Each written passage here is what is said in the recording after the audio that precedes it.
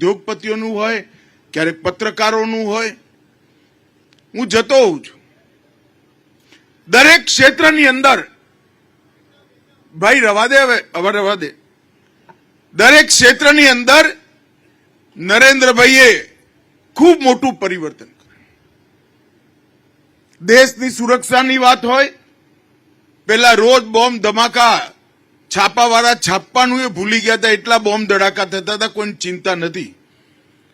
પણ એક જ વાર સર્જિકલ સ્ટ્રાઇક અને એર સ્ટ્રાઇક કરીને પાકિસ્તાનને પાઠ ભણાયો. ખોળ ભૂલી ગયા છે. દેશને સુરક્ષિત કરવાનું કામ નરેન્દ્રભાઈ. કાશ્મીરમાંથી ધારા 370 હટાઈ લેવાનું સ્વપ્ન સરદાર પટેલના ટાઈમથી, શ્યામા પ્રસાદ મુખર્જીના ટાઈમથી અધૂરું મોદી સાહેબે ફટાક કરીને પૂરું કરી દીધું. કેટલાય લોકો એવા હતા દેશમાં 550 વર્ષથી આપણા દેશમાં ભગવાન રામ તંબુમાં રહેતા હતા, મંદિર નતું બની શકતું. નરેન્દ્રભાઈએ મંદિર બનાવવાનું કામ પણ ચપટી લગાડતા પૂરું કરી દીધું. દુનિયા આખી ચંદ્રમા પર પહોંચી, આપણો તિરંગો નતો પહોંચ્યો. નરેન્દ્રભાઈએ ચંદ્રમા પર ચંદ્રયાન મોકલીને શિવ શક્તિ પોઈન્ટ પર તિરંગો ફહરાવવાનું કામ પણ નરેન્દ્રભાઈએ કરી નાખ્યું. દેશના અર્થતંત્રની અંદર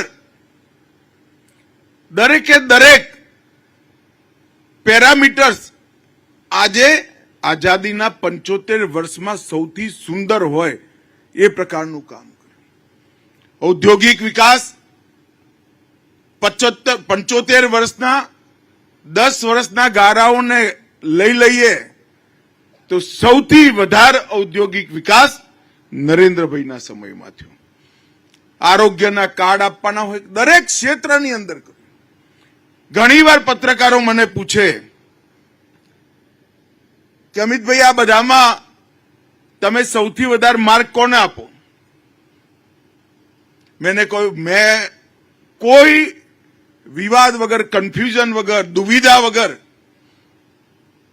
પત્રકારોને કહું છું, આ બધામાં સૌથી વધારે માર્ક જો નરેન્દ્ર મોદી સાહેબને આપવાના હોય તો 60 કરોડ ગરીબોના જીવન સ્તરને ઊંચું લાવવાનું કામ નરેન્દ્રભાઈએ કર્યું. દેશના 60 કરોડ ગરીબોને ઘર મળે, ઘરમાં ચકલીથી પાણી આવે, ગેસનું સિલિન્ડર હોય, શૌચાલય જાજરૂ ઘરમાં જ બનેલું હોય, 5 લાખ સુધીની બધી જ દવાઓ, ઓપરેશનો અને હોસ્પિટલાઇઝેશન મફત થતું હોય, અને ભગવાને જેને નબળી સ્થિતિ આપી હોય એ દરેક માણસને મહિને 5 કિલો ઘઉં ચોખા મળે એવી વ્યવસ્થા કરવી, એનાથી મોટું કામ કોઈ જ કામ નથી. નરેન્દ્રભાઈએ, મોદી સાહેબે આ બધું જ 9 વર્ષની અંદર પૂરું કર્યું. કરોડો બહેનો, ગરીબ બહેનોના ઘરમાં ગેસના સિલિન્ડર મૂકે, કલ્પના નતા કરી શકતા. 4 કરોડથી વધારે ગરીબોને આવાસ આપ્યા. દરેક ઘરમાં જાજરૂ બનાવવાનું કામ કર્યું. દરેક ઘરની અંદર ગુજરાતમાં સાણંદ તાલુકામાં બધાના ઘરમાં ચકલીથી પાણી પહોંચાડવાનું કામ નરેન્દ્ર મોદી સરકારે પૂરું કર્યું. દરેક ગામને રોડથી જોડવાનું કામ કર્યું. દરેક ઘરમાં વીજળી પહોંચાડી દીધી. દરેક ઘરમાં બેંક એકાઉન્ટ પહોંચાડ્યું અને દરેક ગરીબને 5 કિલો અનાજ દર મહિને મળે એવી વ્યવસ્થા કરી. ચાંગોદરવાલા, મને જરા બધા કહેજો, કોરોનાની 2 રસીઓ લાગી છે કે નથી લાગી? ભાઈ જરા જો બોલો તો હાથ ઊંચા કરો, લાગી હોય ને. બધાને કોરોનાની 2 રસીઓ મળી ગઈ છે ને? કોઈ પાંચિયાનો ખર્ચો કરવો પડે છે? જરા જોરો, રૂપિયોને હું તો પાંચ્યું કહું છું. લા, પાંચિયાનો ખર્ચો કરવો પડે છે. હવે તો પાંચ્યું મળતું એ નથી, પણ કરવો પડે છે. ઉપરથી કોફી પીવડાવીને મોબાઈલમાં સરસ નરેન્દ્રભાઈનો હસતા ફોટા જોડેનું સર્ટિફિકેટ વોટ્સએપથી તમારા ઘરમાં મોકલી દીધું. દુનિયામાં કોઈ જગ્યાએ આવું વેક્સિનેશનનું અભિયાન, રસીકરણનું આવું અભિયાન કોઈ જગ્યાએ નથી થયું જે ભારતીય જનતા પાર્ટીની સરકાર અને નરેન્દ્ર મોદી સાહેબે કર્યું. પરંતુ 75 વર્ષમાં આપણે અનેક ક્ષેત્રમાં ખૂબ આગળ આવ્યા, પણ દેશ આઝાદ કરવા માટે જે લોકોએ પોતાનો જીવ ગુમાવ્યો, 23 વર્ષના ભગતસિંહ હોય યા ખુદીરામ બોઝ હોય, હસતા હસતા વંદે માતરમ કહીને ફાંસીના માછડે ચડી ગયા. રાણી લક્ષ્મીબાઈને ખબર નથી એવું નથી કે અંગ્રેજો સામે લડવાનું પરિણામ શું આવશે, એમને ખબર હતી, પરંતુ આ દેશને આઝાદ કરવાની ખેવના સાથે એમને લડત લડી. એ અત્યારનું ભારત બનાવવા માટે નતા લડ્યા. એ દુનિયામાં દરેક ક્ષેત્રમાં એક નંબરનું ભારત હોય એવું ભારત બનાવવા માટેની આ લડાઈ હતી. આઝાદીનું સ્વપ્ન હતું. એ સ્વપ્ન હવે પૂરું કરવાનો સમય આવી ગયો છે. 75 વર્ષ પૂરા થયા, 100 વર્ષ પૂરા થાય ત્યારે હું આજ વિશેષ કરીને જુવાનિયાઓને કહેવા આવ્યો છું, 100 વર્ષ જયારે દેશની આઝાદીના પૂરા થાય ત્યારે અમે બધા તો કદાચ નહીં હઈએ, તમે હશો, પરંતુ 100 વર્ષ પૂરા થાય ત્યારે દુનિયામાં દરેક ક્ષેત્રમાં પહેલો નંબર હોય એવા ભારતની રચના, એટલે વિકસિત ભારતની રચના. ભારતમાં કોઈ વ્યક્તિ એવો ના હોય જેના ઘરમાં ધુમાડો હોય, ટોયલેટ ના હોય, જાજરૂ ના હોય, દવા ના મળતી હોય, ખાવા ના મળતું હોય, એવો કોઈ વ્યક્તિ ના હોય, કોઈ અંગૂઠો ના લગાવવો પડે એવા ભારતની રચના, એટલે વિકસિત ભારતની રચના. અને વિકસિત ભારતની રચનાનો સંકલ્પ લેવાનો આ કાર્યક્રમ છે. મિત્રો, હું અત્યારે અહીંયા આવતા પહેલા સ્ટોર પર આંટો મારીને આવ્યો. કેટલા કાર્ડ બન્યા છે, કેટલા બાકી છે. મોદી સાહેબનો આગ્રહ છે કે એક પણ વ્યક્તિ જે ગરીબ છે એને આયુષ્યમાન ભારત યોજનાનું 5 લાખનું કાર્ડ ના મળ્યું હોય એવું ના હોય. એક પણ વ્યક્તિ જે ગરીબ છે એના ઘરમાં પાણી ના પહોંચ્યું એવું ઘર ના હોય.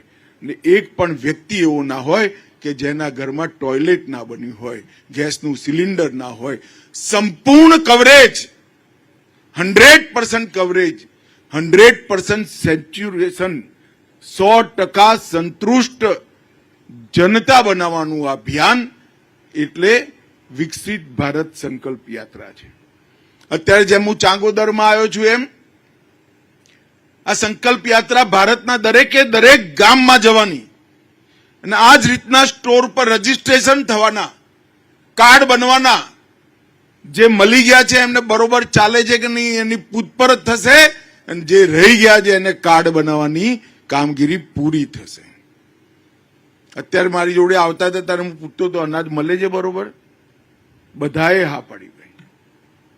હું આખા ચાંગોદર બેઠું છે, ગરીબોને 5 કિલોનું જેની જોડે કાર્ડ હોય, રેશન કાર્ડ હોય, એને અનાજ મળી જાય છે કે નહીં ભાઈ? ટાઈમસર જરા બોલો તો. મળે છે કે નથી મળતું? 5 લાખ રૂપિયા સુધીનો સ્વાસ્થ્યનો ખર્ચો, એમાંથી જનજાગૃતિ ફેલાવવાની જરૂર છે. તમારા જોડે જે કાર્ડ છે લઈને એની રજીસ્ટ્રેશન જ્યાં થયું એ હોસ્પિટલોમાં જાઓ, એટલે કોઈ પણ હોસ્પિટલાઇઝેશન હોય એ કાર્ડ તમારે આપી દેવાનું, તમારે ખર્ચો નહીં કરવાનો. આજે ચાંગોદર ગામમાં, હું તો આ જિલ્લાનો જ છું ભાઈ, ચાંગોદર ગામમાં કોઈ બેન કે હું બ્યુટી પાર્લર ચલાવું છું, મનમાં એટલો આનંદ થયો, એટલી ખુશી થાય. અને કોઈ બેન સાડીનો વેપાર ચાલુ કરે, કોઈકને સીવવાનું મશીન મળે. નરેન્દ્રભાઈ લક્ષ્ય રાખ્યું છે કે 2 કરોડ લખપતિ દીદી બનાવવાની. 2 કરોડ લખપતિ દીદી. દેશમાં 2 કરોડ ગરીબ બહેનોને લખપતિ બનાવવાનું લક્ષ્ય રાખ્યું છે. આજે વિશ્વાસ સાથે અહીં મારી સામે ઉભા રહી બેન કે 8 થી 9 હજાર રૂપિયા હું કમાઉં છું. ખરેખર મનને ખૂબ સંતોષ અને આનંદ થાય કે આ જ યોજના જો ગામે ગામ પહોંચી જાય અને સફળ થાય તો ભારતમાં 7 અર્થમાં પરિવર્તન આવે. બધા ગૌરવ સાથે જીવી શકે. આજે બેનને મહિને 8-9 હજાર રૂપિયા મળે, ડેરીમાં દૂધ ભરતા થાય અને બીજા રૂપિયા મળે. એમના જીવનની અંદર અનેક નાની નાની સમસ્યાઓનું નિવારણ થઈ જાય. 100% બાળકોને નિસારમાં દાખલો આપવાનું અભિયાન અને એ એસએસસી સુધી કમસે કમ ભણે એવી વ્યવસ્થા. આ બધી વસ્તુઓ આ વિકસિત ભારત સંકલ્પ યાત્રાની અંદર આવરી લીધી છે. અને હમણાં તમે મોદી સાહેબને સાંભળ્યા છે.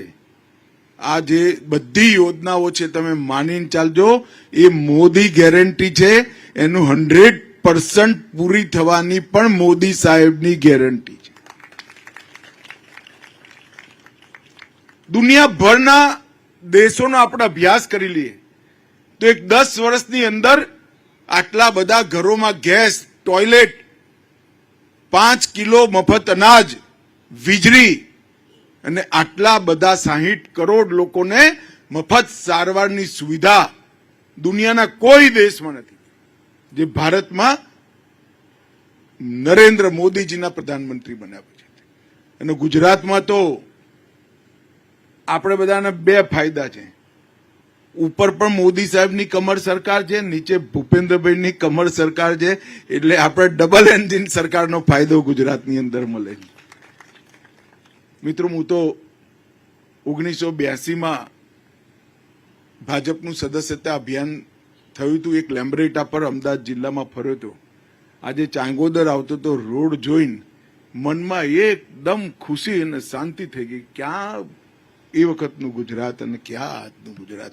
અહીંથી સોમનાથ સુધી પેટનો પાણી ના હાલે એવે ઘાએ ઘા ગાડી જાય એવા રોડો બનાવવાનું કામ ભારતીય જનતા પાર્ટીની નરેન્દ્ર મોદી. આ જુવાનીઓને તો ખબર નહીં હોય. 25 વર્ષ થઈ ગયા. જે મોટી ઉંમરવાળા ભાઈઓ છે એમને ખબર પડે કે સાંજે 6-7 વાગે ખાવા બેસીએ ને લાઈટ ગઈ જ સમજો. જતી હતી કે નથી જતી, બહેનો જે બતાવો જેને અનુભવ હોય. હવે જાય છે.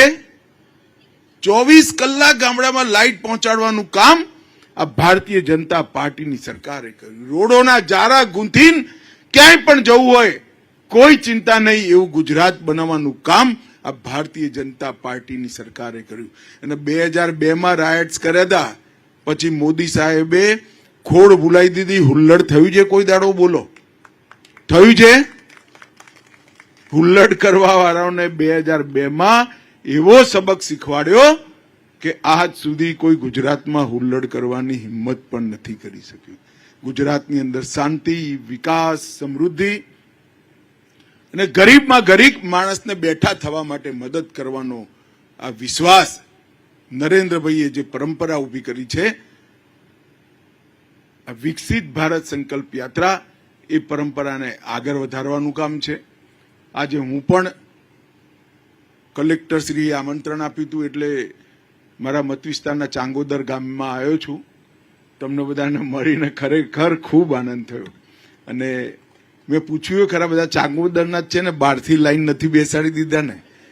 પણ બધા જ ચાંગોદરના લોકો છે એટલે મળીને ખૂબ આનંદ થયો. અને આ સંકલ્પ યાત્રાને તમે બધા જ સફળ કરી શકો. વિશેષ કરીને જુવાનિયા જે અહીંયા છે, જુવાન દીકરીઓ છે, દીકરાઓ છે, એ બધાને હું કહેવા માંગુ છું કે ભારતને મહાન બનાવવાનું સ્વપ્ન તમારે પૂરું કરવાનું છે. 25 વર્ષ કોઈ ને કોઈ એક ક્ષેત્ર પકડીને પરિશ્રમની પરાકાષ્ઠા, મહેનત જોઈ કોઈના મનમાં કપી આવી જાય એ પ્રકારની મહેનત કરી આપણે સૌ દેશને આગળ વધારીએ અને નરેન્દ્ર મોદી સાહેબના સ્વપ્નને સાકાર કરીએ. એ જ અભ્યર્થના